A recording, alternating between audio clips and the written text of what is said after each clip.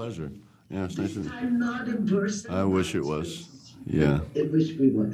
Yes. So, Dave, I just thought, as we have so few time, Leonard is this gentle giant, and he's a leader at the same time. Right. Do you feel personally as a leader, do you like to be the leader of a group? No, I don't actually. I don't. I've never been that person where I felt like I needed to be in charge. I need to be in control. Sometimes it's an uncomfortable place for me. I'd rather walk into a room unnoticed. I am uncomfortable with attention. I've never been that type of alpha personality where I feel like I need to be the leader of the pack. Not at all. And I don't think Leonard does either. I think it's uncomfortable for him. He doesn't want to be there. But I think, it's just a physical presence. For sure. Then also, of course, your voice has something really soothing, but also, in real life, and also an authority in a good way. Right. Are you aware of that? I think, I think it's just because I'm a very even-keeled person. I think I'm a bit of a monotone person. I'm even-keeled, and I'm a very rational person.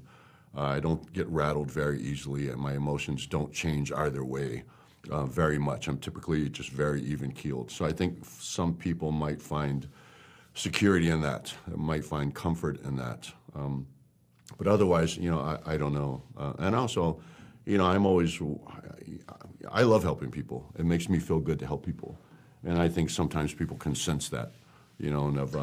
And that can be a blessing and a curse, but I've embraced that, later in my life. It was harder for me when I was younger because I grew up in not the greatest circumstances. But as I got older, I realized that it's more of a blessing than a curse. Absolutely. I would come to you. If I would have a problem, I would completely trust you. I love that. And also, it's about, because you made really great choices in your career, I think. You're in Dune at the moment, you're working on that. Yeah. You have Knock at the Cabin, and you really prove yourself. You always go a level ahead. Yeah. So my question is, the best choice you made in your life, what was that? Can you say that? Well, the best choice I made in my life was to leave behind Washington, D.C. and in pursuit of professional wrestling, because that's where it all started. Like, everything started there for me, and one thing led to another, but it still all started from that choice, which was a scary choice. And I didn't know how I was going to do it at the time because I was broke and I had 2 kids. And so I literally borrowed money from everybody I knew, and I had 2 really close friends who really helped me out the most. And I went on this pursuit of trying to make something of my life, but it all started then, and I was about 30 years old then. But it was a scary thing for me to leave behind Washington, D.C. and everything I knew and everything I loved. But I was just going nowhere, and I didn't realize that till I was almost 30, and I realized it. And so thank God, I realized that I saw it. And then I just went off on this journey that's led me here.